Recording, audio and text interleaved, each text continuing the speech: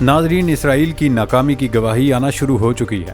یہ صرف گواہی نہیں بلکہ کئی فوجی افسران بھی مستعفی ہو گئے ہیں۔ ویسے تو ایران اور اسرائیل دونوں کا کہنا ہے انہوں نے 13 اپریل کو ہونے والے حملے میں کامیابی حاصل کی۔ ایک جانب ایران یہ کہہ رہا ہے کہ اس نے اسرائیل پر کامیابی سے حملہ کیا، جبکہ اسرائیل کا دعویٰ ہے کہ اس نے یہ حملہ ناکام بنا دیا۔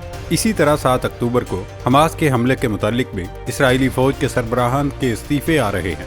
نئی رپورٹ سامنے آئی ہیں جن کے مطابق اسرائیلی فوج کے انٹیلیجنس سربراہ کا کہنا ہے کہ وہ حماس کے 7 اکتوبر کے حملے کو روکنے میں ناکامی کی ذمہ داری قبول کرتے ہیں۔ اس ضمن میں انہوں نے اپنے عہدے سے مستعفی ہونے کا اعلان بھی کیا۔ ایک خط میں ان کا کہنا تھا کہ اسرائیلی انٹیلیجنس پر جس کام کے لیے اعتماد ظاہر کیا گیا وہ اسے نبھانے میں ناکام رہی۔ ناظرین، حماس کے حملے کے بعد پہلی بار اسرائیلی فوج کے کسی سینئر عہدیدار نے استعفیٰ دیا۔ اسرائیلی فوج اور انٹیلیجنس کے اہلکاروں نے حماس کے ممکنہ حملے کے حوالے سے وارننگز کو نظر انداز کیا۔ حماس کے مسلح جنگجوؤں نے 7 اکتوبر کو غزہ کی سرحد عبور کر کے اسرائیلی کمیونٹی، فوجی اڈے اور میوزک فیسٹیول پر حملہ کیا تھا، جس کا زخم آج تک اسرائیل کو چھڑا رہا ہے، کیونکہ اس حملے میں 1200 اسرائیلی اور غیر ملکی افراد ہلاک ہوئے۔ اسرائیلی حکام کے مطابق حماس نے 253 افراد کو یرغمال بھی بنایا۔ اس کے جواب میں اسرائیل نے غزہ میں زمینی اور فضائی جنگ کا آغاز کیا، جس کا مقصد حماس کا نام و نشان مٹانا اور یرغمالیوں کو آزاد کرانا تھا، لیکن اس میں بھی اسرائیل کو ناکامی ہوئی۔ اس ناکامی کی وجہ سے امریکہ نے اسرائیل کی امداد بھی روک دی ہے اور بتا دیا کہ فضول میں انویسٹمنٹ کی کیا ضرورت ہے جب آپ ہم سے ہی امداد لے کر کسی کا مقابلہ نہیں کر سکتے۔ ناظرین، صرف 7 اکتوبر کی ناکامی ہی کافی نہیں، بلکہ BBC جیسے عالمی خبر رساں ادارے نے تو اسرائیل کے ایسے پول کھول دیے کہ اب اسرائیل بھی حقیقت نہیں چھپا سکتا۔ جب ایران نے اسرائیل پر حملہ کیا تو اسرائیل نے عالمی میڈیا کے ذریعے یہ جھوٹ پھیلایا کہ اس حملے سے کوئی نقصان نہیں ہوا، لیکن کئی ادارے ایسے بھی ہیں جنہوں نے اس نقصان کی حقیقت ایرانی حملے کے کئی دنوں بعد آشکار کر لی۔ ایران کے اسرائیل پر کیے گئے حملے میں ہونے والے نقصان کو سمجھنے کے لیے سیٹلائٹ تصاویر، ویڈیوز اور فوجی عہدیداروں کے بیانات کا جائزہ لیا گیا۔ اس کے ذریعے اس بات کی وضاحت کی گئی کہ اسرائیل کو حقیقت میں کیا نقصان ہوا۔ اب اس میں یہ چیز واضح ہو جاتی ہے کہ سیٹلائٹ تصاویر اور ویڈیوز میں کوئی جھوٹ نہیں بول سکتا، اس لیے اسے خالص حقیقت کہنا مناسب ہوگا۔ ناظرین، 13 اپریل کو صبح سویرے ایران نے دمشق میں اپنے سفارتخانے پر حملے کے جواب میں اسرائیل پر تقریباً 300 میزائل اور خودکش ڈرونز داغے تھے، جسے ایران نے وعدہ صادق کا نام دیا۔ اسرائیلی فوج نے اس حملے کو ناکام بنانے کا دعویٰ کرتے ہوئے کہا کہ اسرائیل کی حدود میں پہنچنے سے قبل ہی بیشتر میزائلوں اور ڈرونز کو ایرو نامی فضائی دفاعی نظام اور خطے میں موجود اتحادیوں کی مدد سے ناکام بنا دیا گیا۔ اسرائیلی فوج کا کہنا ہے کہ ایران نے اسرائیل پر 170 ڈرونز، 120 بیلسٹک میزائلوں اور 30 کروز میزائلوں سے حملہ کیا، جبکہ ایران نے حملے کو 3 حصوں پر مرتب کیا تھا، پہلے خودکش ڈرونز، پھر کروز میزائل اور آخر میں بیلسٹک میزائل۔ ایران کے پاسداران انقلاب کی ایروسپیس فورس، جس کی سربراہی امیر علی حاجی زادہ کر رہے تھے، اسرائیل پر حملے کی ذمہ دار تھی، تاہم پاسداران انقلاب نے ابھی تک باضابطہ طور پر یہ اعلان نہیں کیا کہ اس نے اسرائیل کے خلاف کتنے اور کس قسم کے ڈرونز اور میزائل استعمال کیے۔ ایران کے سرکاری ٹیلی ویژن پر شائع ہونے والے پاسداران انقلاب کے 2 بیانات میں کہا گیا کہ انہوں نے درجنوں ڈرونز اور میزائلوں کے ذریعے اسرائیل کے مخصوص اہداف کو نشانہ بنایا۔ اگلے روز ایرانی ٹی وی IRIB نیوز نے حملے کے بارے میں ایک رپورٹ میں ایران کے 136 ڈرونز، پاوا کروز میزائل اور اماد 3 بلاسٹک میزائلوں کی تصاویر دکھائیں۔ ناظرین، BBC فارسی نے حملے کے بارے میں دستیاب اعداد و شمار اور معلومات کا تجزیہ کیا۔ حملے سے پہلے اور بعد کی سیٹلائٹ تصاویر کا موازنہ کر کے حقیقت ہمارے سامنے رکھی ہے۔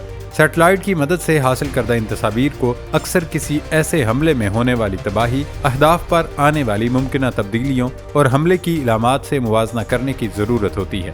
یہ تصاویر اسرائیل پر ایرانی حملے کی شدت اور دمشق میں ایرانی قونصل خانے کی عمارت پر اسرائیلی حملے کے درمیان تعلق کی نشاندہی کر سکتی ہیں۔ نواتیم ایئر بیس پر حملہ اسرائیل کے اہم فضائی اڈوں پہ ایک پر حملہ تصور کیا جاتا ہے، کیونکہ یہ اسرائیل کے اہم دیمونا جوہری مرکز سے صرف 20 کلومیٹر کے فاصلے پر ہے۔ اس حملے کو ایران کی جانب سے ایک دھمکی آمیز پیغام بھیجنا سمجھا جا سکتا ہے۔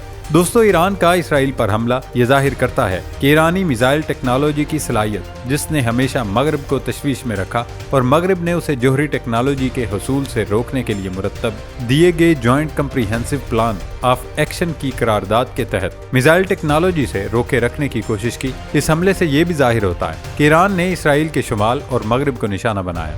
اور اس حملے سے یہ پیغام دینے کی کوشش کی کہ اس کو اسرائیل کے کسی بھی حصے تک ہدف یا نشانہ بنانے کی رسائی حاصل ہے۔ دوستو، ایران کے حملے میں اسرائیلی فوج کے زیر استعمال نواتیم بیس زیر بحث رہی۔ سیٹلائٹ کی مدد سے حاصل کردہ تصاویر میں اس میں تبدیلیاں واضح ہیں۔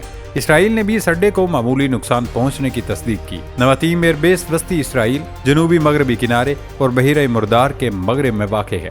12 سے 14 اپریل کے درمیان سیٹلائٹ کی مدد سے لی گئی تصاویر کے مطابق نواتیم فضائی اڈے پر کم از کم 4 مقامات پر کچھ تبدیلیوں کو دیکھا جا سکتا ہے۔ البتہ صرف ان تصاویر سے میزائل حملے کو ظاہر نہیں کیا جا سکتا، لیکن یہ ضرور واضح ہوا کہ وہاں بڑے پیمانے پر نقصان پہنچا ہے۔ اسی طرح اسرائیلی فوج نے 14 اپریل کو 19 سیکنڈ کی ایک ویڈیو جاری کی تھی جس میں حملے سے متاثر ہونے والے 3 مختلف مقامات کو دکھایا گیا تھا۔ ویڈیو میں اسرائیلی افواج کو رن وے کی مرمت کرتے ہوئے دکھایا گیا۔ ویڈیو میں اس فضائی اڈے کے رن وے کے جس مقام کی مرمت کی جا رہی ہے وہ سیٹلائٹ تصاویر میں ظاہر ہو رہی ہے، جس میں ایک بڑی تبدیلی دکھائی دیتی ہے۔ اس کے علاوہ 12 اپریل کو سیٹلائٹ سے حاصل کردہ تصاویر میں دکھایا گیا نواتیم بیس کے جنوبی رن وے پر کوئی تبدیلی نہیں، لیکن ایرانی حملے کے بعد اسی رن وے پر ایک بڑا داغ نظر آتا ہے۔ دوستو، اس مقام کے علاوہ خبر رساں ادارے ایسوسی ایٹڈ پریس نے خبر دی ہے کہ اسرائیل پر ایرانی حملے میں نواتیم ایئر بیس کے رن وے کے ایک حصے کو نقصان پہنچا ہے۔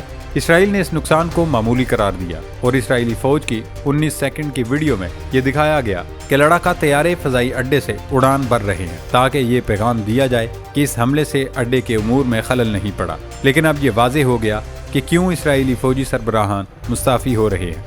دوستو، BBC فارسی کی تحقیقات سے پتہ چلتا ہے اگرچہ اسرائیل نے ایرانی میزائلوں کو روکنے یا مار گرانے کے دعوے میں خود کو فاتح قرار دیا، لیکن متعدد معاملات میں اسرائیلی فضائی دفاعی نظام ایرانی میزائلوں کو روکنے سے ناکام رہا۔ BBC نے نواتیم بیس پر کم از کم 2 دیگر ایسے مقامات کی نشاندہی کی جہاں ایرانی حملے کے فوراً بعد اہم تبدیلیاں دیکھی گئی ہیں جو ایک گڑھے سے ملتی جلتی ہیں۔ یہ دونوں تبدیلیاں نواتیم فضائی اڈے کے شمالی حصوں میں ہوئیں، ایک شمالی پٹی کے درمیان اور دوسری نواتیم بیس کے شمال مشرقی حصے میں۔ ناظرین، دیر آئد درست آئد کے مصداق یہ حقیقت بہت دیر سے واضح ہوئی، لیکن خوشی کی بات ہے کہ کوئی تو ایسا آیا جس نے ایرانی حملے سے اسرائیل کی ناکامی اور نقصان سے پردہ اٹھایا۔